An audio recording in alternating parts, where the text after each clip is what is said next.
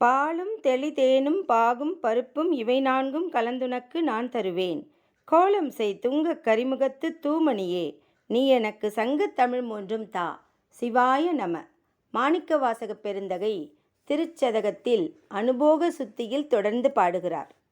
முடித்த ஆறும் எந்தனுக்கே தக்கதே, முன் அடியாரைப் பிடித்த ஆறும் சோராமல் சோரனேன், இங்கு ஒருத்தி வாய் துடித்த ஆறும் துகில் இறையே, சோர்ந்த ஆறும் முகம் குருவேர் பொடித்த ஆறும் இவை உணர்ந்து கேடு எந்தனுக்கே சூழ்ந்தேனே அப்படின்னு தன்னுடைய தவறை, தன்னுடைய குற்றத்தை நினைத்து வருந்துகிறார். சோராமல் அப்படின்னா தளர விடாமல், சோரனேன் அப்படின்னா கள்ளனாகிய நான், துகில் அப்படின்னா ஆடை, இறையே அப்படின்னா மிகச்சிறிய அளவு, சோர்ந்தவாறும் அப்படின்னா நழுவிய விதமும், குருவேர் அப்படின்னா சிறு வியர்வை, பொடித்தவாறும் அப்படின்னா அரும்பிய விதமும், சூழ்ந்தேனே அப்படின்னா செய்து கொண்டேனே. இங்கே சிவபெருமானை பார்த்து அவர் பாடுறார். சிவபெருமானே, நீ எவ்வளோ பெரிய பேரை எனக்கு அளித்தாய். அப்படி ஒரு பெரிய பேரானந்தத்தை அனுபவித்த நான் அதை தானே தொடர்ந்து அனுபவிக்கணும்னு உன்னை சிக்கனை பிடிச்சிருக்கணும். ஆனால் நான் என்ன பண்ணேன்? உன் வழிபாட்டின் பொருட்டு நீ எனக்கு இந்த உடலை கொடுத்துருக்க. ஏதோ நான் செய்த வினையால் தான் இந்த உடம்பை நீ எனக்கு கொடுத்துருக்க. அப்போ நான் என்ன பண்ணியிருந்துருக்கணும் அப்படின்னா, தளர்ந்து போகாமல், அடடா கடவுள் எனக்கு இந்த உடம்பை கொடுத்துட்டாரே அப்படின்னு நான் நினச்சி தளர்ந்து போகாமல் உன் முன்னாடி வந்து உன் அடியாரோடு சேர்ந்து போகணும். அப்போ நான் என்னெல்லாம் செய்யணும்? உன் திருவடிகளையே நான் சிந்தித்து இருந்திருக்கணும், உன்னுடைய பாடலையே நான் பாடியிருக்கணும், உன்னை பற்றிய சிந்தனையிலே நான் தொடர்ந்து இருந்திருக்கணும். அதுதான் யோகத்துக்குரிய ஒரு அழகான வாழ்க்கையில் இருக்கிற செயல். ஆனால் நான் என்ன பண்ணேன்? எல்லாம் எனக்கே அப்படின்னு நினச்சி இங்கு காமவயப்பட்டு போனேன். பெண்ணிடம் நான் ஒரு மயக்கம் கொண்டேன், மையல் கொண்டேன். அதனால் இந்த உடம்பு எடுத்ததற்கான உண்மையான பலன் என்ன, நோக்கம் என்ன, லட்சியம் என்னங்கிறத மறந்து போய் நான் மனசை தளர விட்டுட்டேன். இப்படி என் மனம் கவனம் சிதறி போயிடுத்து அப்படின்னு வருத்தப்பட்டு அவர் யோகத்துக்குரிய என்னுடைய உடல் வாழ்க்கையை போகத்துக்கு உரியதாக நான் செய்து விட்டேனே, அது பொருந்தாது. இது ஒரு நல்ல செயல் அல்ல, ஒரு திருட்டு செயல் அப்படிங்கிறார். பொடிந்த ஆறும் இவை உணர்ந்து கேடு எந்தனக்கே சூழ்ந்தேனே, இது ரொம்ப ரொம்ப கேடு, எனக்கு நானே கேட்டை விளைவித்து கொண்டேன் அப்படின்னு சொல்கிறார். இப்போ இந்த பாடலை நம்ம பார்க்கும்போது இவர் திருமணம் செய்து கொண்டாரா, இவர் மனைவியோடு தான் இதை மென்ஷன் பண்ணுறாரா? இந்த வார்த்தைகளை எல்லாம் ஒரு பெண்ணை பார்த்து மயக்கம் கொண்டேங்கிறாரு, வேர்த்து போச்சுன்றாரு, பெண்ணுடைய மயக்கத்தில் அந்த ஒரு கவர்ச்சியில் நான் விழுந்துட்டேன் அப்படிங்கிறாரு. இதெல்லாம் ஏன் சொல்கிறாரு? இவர் திருமணமானவர் மனைவியோடையா, இல்லை வேற்று யாராவது பரத்தையரிடம் சென்று அனுபவித்திருப்பாரா அப்படிங்கிற வாழ்க்கை குறிப்புலாம் இல்லை அப்படின்னு இந்த உரை ஆசிரியர்கள்லாம் சொல்கிறாங்க. இதை வச்சு நம்மளால் எதையும் புரிஞ்சிக்க முடியல.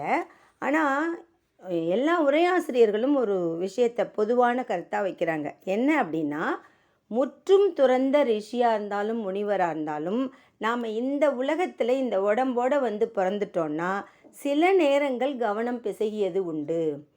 ஒரு சில நேரத்தில் மாறிடுவாங்க, மனசு மாறிடும். அந்த ஆப்போசிட் ஜெண்டர் மேலே, ஒரு ஆப்போசிட் ஜெண்டர்கிட்ட நமக்கு ஒரு அட்ராக்ஷன் வர்றது, ஒரு கைண்ட் ஆஃப் ஒரு மயக்கம், ஈர்ப்பு வர்றது ரொம்ப இயற்கை. அது உயிர்களுக்கு எல்லாத்துக்கும் உரியவை.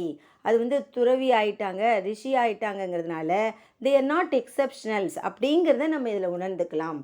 ஆனானப்பட்ட மாணிக்க வாசகருக்கும் அந்த உணர்வு அப்பப்போ வந்திருக்கு. நான் இப்படி இருந்தேன்ல, நான் இப்படி பெண்ணுடைய வலையில் நான் விழுந்துட்டேன்ல அப்படின்னு பெண்களை தாழ்வாக சொல்வதோ, தன்னை தாழ்வாக சொல்வதோ அந்த மாதிரியான கருத்தில் இந்த பாடல் அமையவில்லை.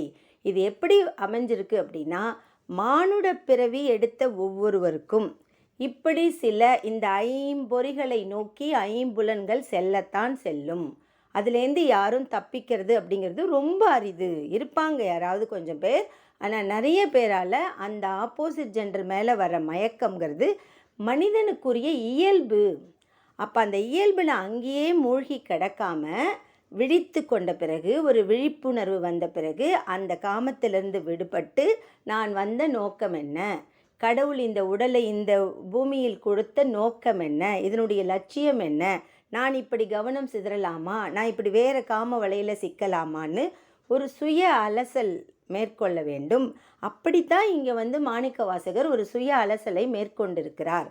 அப்பொழுது தான் செய்த சில செயல்கள் அவருடைய ஞாபகத்துக்கு வருது.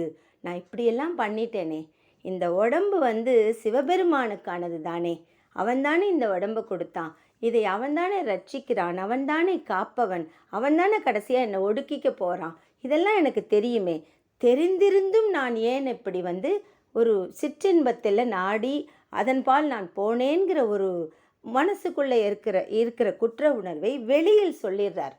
It's almost like a confession. நான் இந்த மாதிரி இருந்துட்டேன் அப்படிங்கிறத ஓப்பனாக டிக்ளேர் பண்ணிவிட்டு, ஸ்டில் நான் அதுலேருந்து வெளியில் வந்துட்டேன், நான் உன்னையே நினைக்கிறேன், இப்போ நினைக்கிறேன், நான் அந்த மாதிரி தவறெல்லாம் செய்ததுனால தான் நீ கொஞ்ச நேரம் என்கிட்ட காட்சியை கொடுத்துட்டு போயிட்டியோ அப்படின்லாம் எனக்கு தோணுது. இப்போ நமக்கு கிடைக்க வேண்டிய ஒன்று கிடைக்கலன்னா நம்ம எந்த இடத்துல லேகிங்காக இருக்கும் அப்படின்னு யோசித்து பார்க்குறோம் இல்லையா, அதே மாதிரி இவர் யோசித்து பார்க்கும் பொழுது இவருக்கு இந்த ஞாபகம் வருது. கொஞ்ச நேரமாகினும் நான் இந்த மாதிரி ஒரு காம வலையில் விழுந்து கொஞ்சம் சிக்கிக்கிட்டேன், அதனால் என்னுடைய தவறை நானே உணர்ந்து கொள்ள வேண்டும் என்பதற்காக நீ நல்லவனாகவும் வாழ்ந்த, அதுக்காக உனக்கு திருப்பெருந்துறையில் உன்னை கொஞ்ச நேரம் ஆட்கொண்டேன், திரும்ப உன்னை விட்டுட்டு போயிட்டேன், எது தெரியுமா, நீ சில தவறுகள்லாம் செய்திருக்க அப்படின்னு எனக்கு நானே உணர்ந்து கொள்வதற்காக தான் என்னை விட்டு செல்கிறார் அப்படின்னு மாணிக்கவாசக பெருந்தகை ஒரு கைண்ட் ஆஃப் செல்ஃப் அனாலிசிஸ் பண்ணுறார்.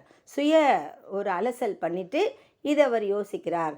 அதனால் சிறிது நேரமே ஆயினும் அவர் செய்த தவறை, குற்றத்தை எல்லாருக்கும் முன்னாடி டிக்ளேர் பண்ணிவிட்டு அதிலிருந்து வெளியில் திரும்பவும் என்னுடைய சிந்தையெல்லாம் நீயே நிறைந்திருக்கிறாய் சிவபெருமானே, என்னுடைய மனம், மொழி, மெய், வாக்கு எல்லாமே உன்னையே சார்ந்திருக்கின்றன அப்படின்னு சொல்லிட்டு அவர் இங்கே இந்த திருவாசகத்தை பாடுகிறார்.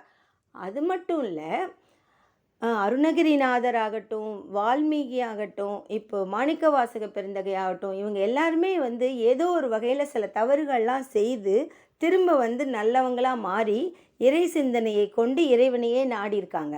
அப்போ சிவபெருமான் அந்த அந்த கடவுளானவர், அந்த பரம்பொருளானது சேர்த்துக்குது தன்னுடைய திருவடிகளில். எப்போ அப்படின்னா தன் தவறை தானே உணர்ந்து அதுக்காக மன்னிப்பு கேட்டு திரும்பவும் இறை சிந்தனையிலே கொண்டு போனால் இறைவன் மன்னிக்க தயாராக இருக்கிறார். குழந்தைகள் தானே, மானுட உணர்வு தானே, இந்த சிற்றின்ப உணர்வை அளித்ததும் சிவபெருமான் தானே, இல்லைன்னா அது போயிருக்காது இல்லையா, அப்படிங்கிறத நமக்கு புரிய வைக்கிறதும் இதனுடைய நோக்கம் என்கிறார்கள் உரையாசிரியர்கள். நாமும் சாதாரண அற்ப மானுடர்கள் தான். இவர் எப்படி இப்படியெல்லாம் ஒரு கோத்ரூ பண்ணியிருக்காரோ இந்த மாதிரி அனுபவங்களை நாமளும் கோத்ரூ பண்ணியிருக்கோம், நாமளும் இதெல்லாம் செய்திருக்கோம். ஐயோ நம்ம அப்படியெல்லாம் செஞ்சிட்டோமே, நமக்கு இறைவன் கொடுப்பாரா, தன்னோட சேர்த்துப்பாராங்கிற சந்தேகமோ பயமோ நமக்கு தேவையில்லை. இவங்கெல்லாமே, இந்த இறையடியார்கள் எல்லாமே தான் செய்த தவறை ஒப்புக்கொண்டு திருத்தி கொண்டு இறைவனையே நினச்சாங்க. அவங்களுக்கு இறைவன் பதம் அளித்துள்ளார், நமக்கும் அளிப்பாருங்கிற நம்பிக்கையை கொடுப்பதற்காகத்தான் மாணிக்கவாசகர் இவ்வளோ ஓப்பனாக தன்னுடைய பாடல்களில் இதை சொல்லியிருப்பார் அப்படின்னு எல்லா ஆசிரியர்களுமே சொல்கிறாங்க. ஸோ நாமளும் சாதாரண மனிதர்கள் தான். நாமளும் இந்த மாதிரி சில விஷயங்களில், சிற்றின்பங்களில் நாடி போயிருப்போம். அதை ஒரு பெரிய குற்ற உணர்வாக நினச்சிக்காம, இப்போ எனக்கு கிடைச்சிடுதில்ல, இந்த டைம் எனக்கு இந்த நேரத்தில் திருவாசகம்ங்கிற ஒரு அழகான ஒரு பதம், ஒரு வாசகம் என் கையில் கிடச்சி அதை நான் வாசித்து அதை நான் உணர்ந்து கொண்டு புரிந்து கொண்டு சிவனின் திருவடிகளை அடையணும்னு நினைக்கிறோம்ல, இது சிவபெருமானின் பெரும் கருணை, பேரருள். இதை நம்ம பாசிட்டிவாக எடுத்துக்கிட்டு நாமும் மாணிக்கவாசக பெருந்தகை போல நம்முடைய சிந்தையை சிவபெருமானின் திருவடிகளை செலுத்தி அவனுடைய பேரருளை பெறுவோமாக. திருச்சிற்றம்பலம், திருச்சிற்றம்பலம், திருச்சிற்றம்பலம்.